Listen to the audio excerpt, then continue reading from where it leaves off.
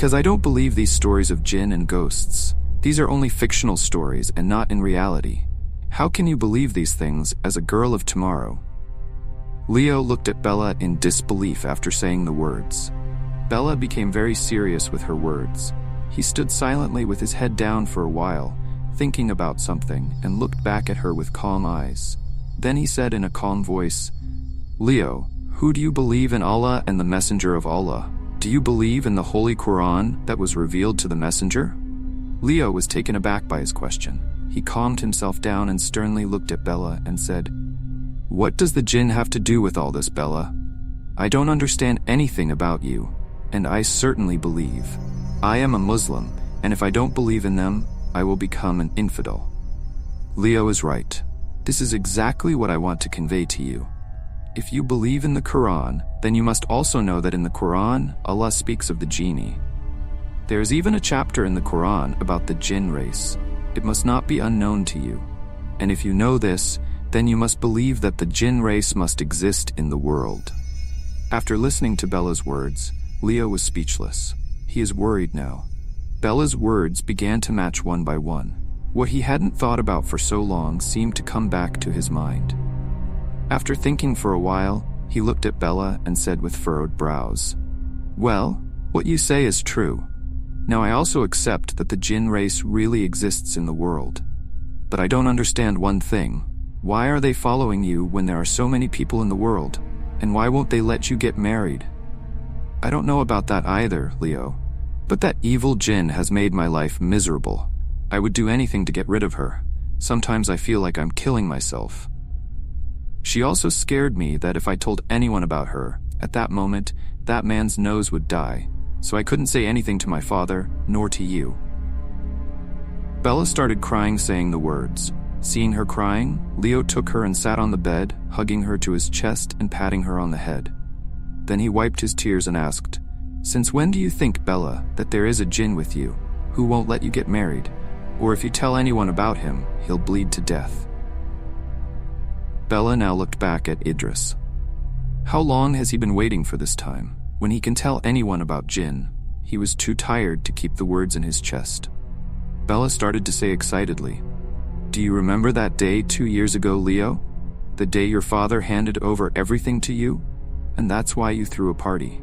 You met me for the first time at that party. Do you remember that day?" "Yes, I have not forgotten anything. Can I forget about that day? That day, I fell in love with a girl for the first time, and that girl was you." Bella ignored Leo's words and started saying again, "That day, when I was returning home by rickshaw after your party, I started to feel a sense of discomfort on the road, although I was with my father. But why did I feel like there was someone else around me, who was staring at me? But only the rickshaw driver was around. There was no one else. And this happened to me that day for the first time. I have had this feeling several times before. To say that since my childhood, I used to feel the presence of someone around me. But I never saw him. After returning home with my father that night, I was very tired, so sleep without praying. I fell into a state of sleep as I lay on the bed.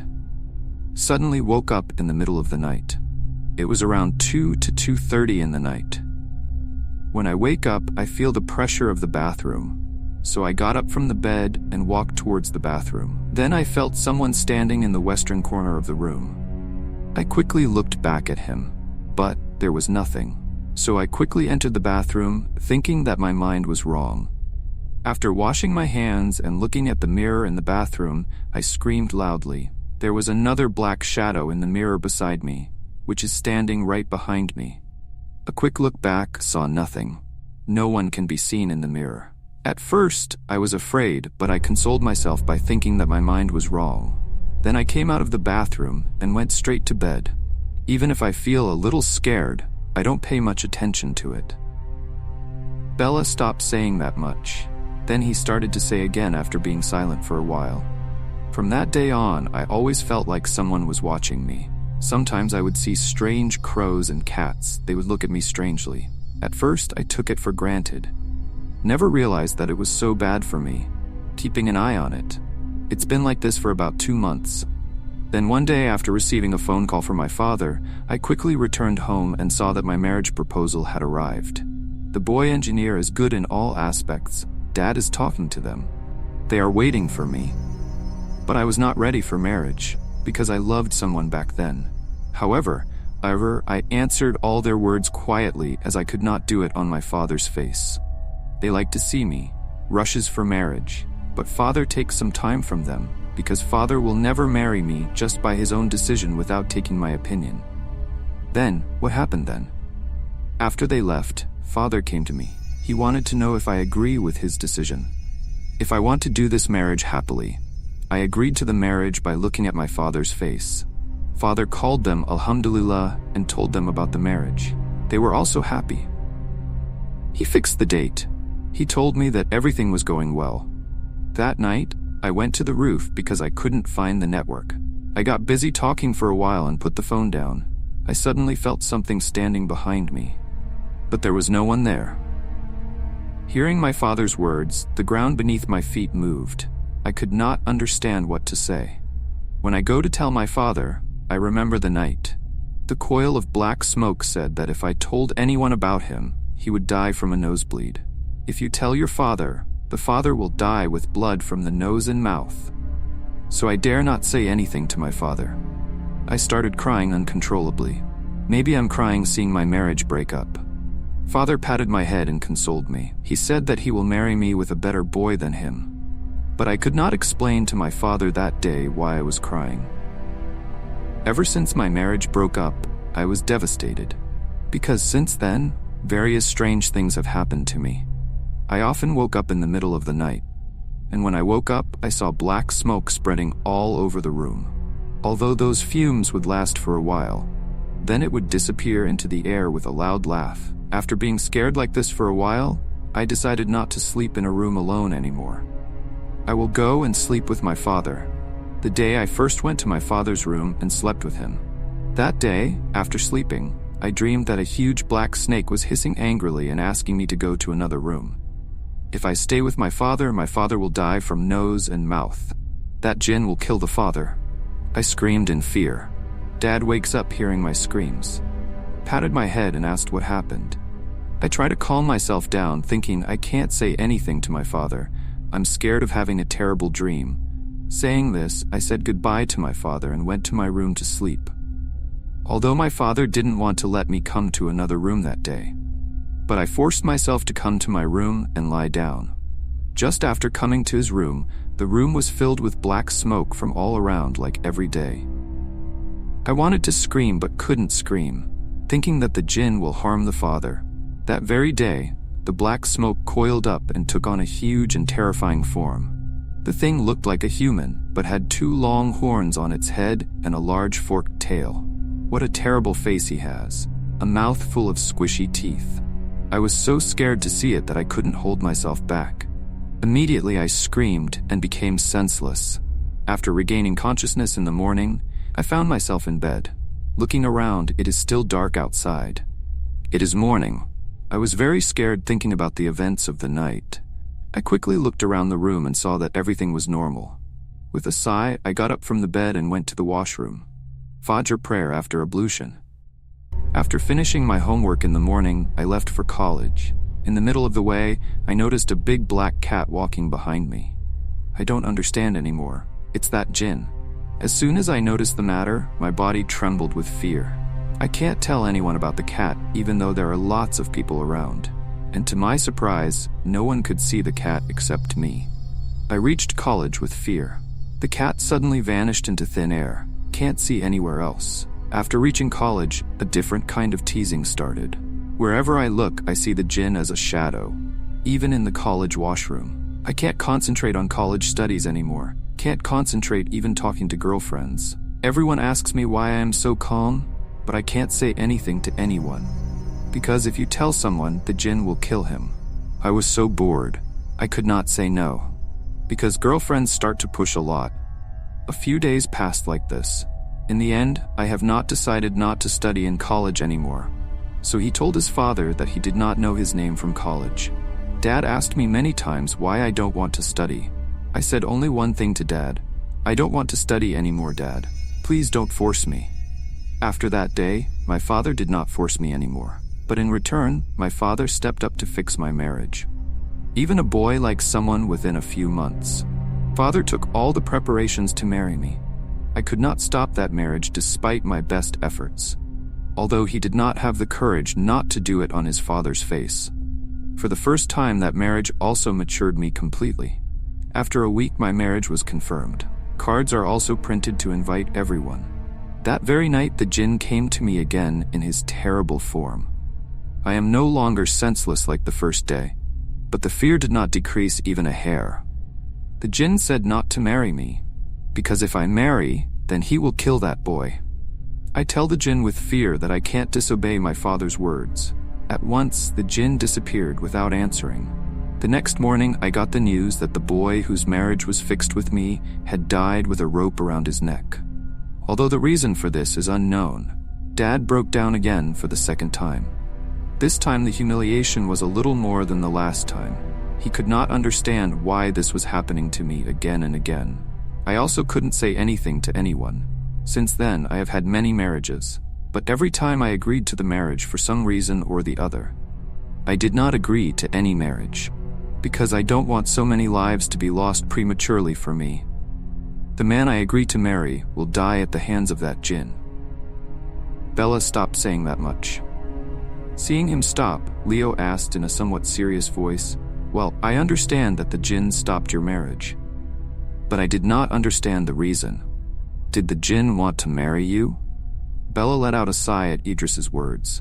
Looking down, he started twisting the veil with his hands and said, "I don't know if he wanted to get married, but Jinn wanted to do something with me very badly, which he couldn't do despite some obstacles, although he never dared to approach me very easily. But that day was the first day of my period. During that time, every woman's body is impure. The jinn may have chosen this time. I have been lying in the middle of the room since that evening. Couldn't get out of bed due to a severe stomach and headache. I fell asleep at one point with a stomach ache. In the middle of the night, he woke up suddenly, feeling someone's hot breath on his neck. I quickly looked back and saw the ferocious cat looking at me greedily. I fell down from the bed in fear. Abdominal pain seemed to be nothing at that time due to excessive fear. The cat doesn't seem to mind seeing me fall down. It gradually takes the form of that terrible form from the cat. He started coming towards me. I stuck to the wall and screamed, but no sound comes out of my throat. As the lights were on in the room, I could see everything clearly. The shape is very close to me. His breath was falling on me.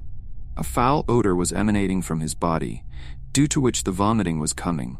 But that was not happening because of fear. I do not close my eyes in fear. After a while, I feel it sniffing my whole body very awkwardly. What an awkward feeling is created in me, as if dying of a heart attack at that moment. The body is confused with Genna, but suddenly a cold white wind touched my body. Immediately, a loud roar came to the ears. I quickly opened my eyes.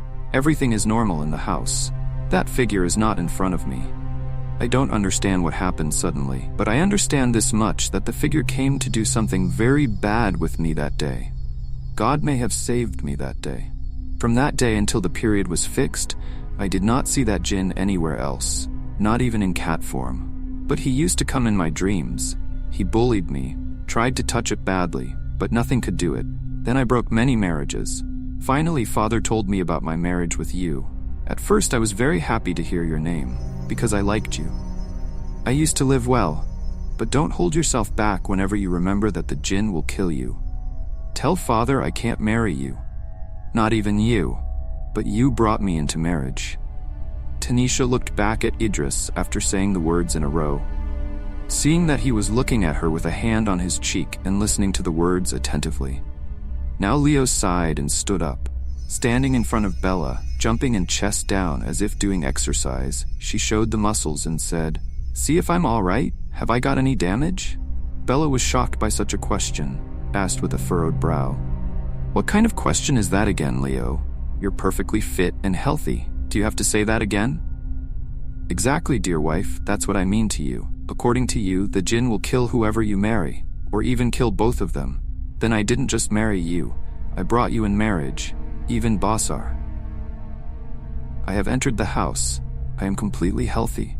I didn't even see his shadow. I think you are wrong. Hallucinations have been going on for so long. Saying these words, Idris looked silently at Bella.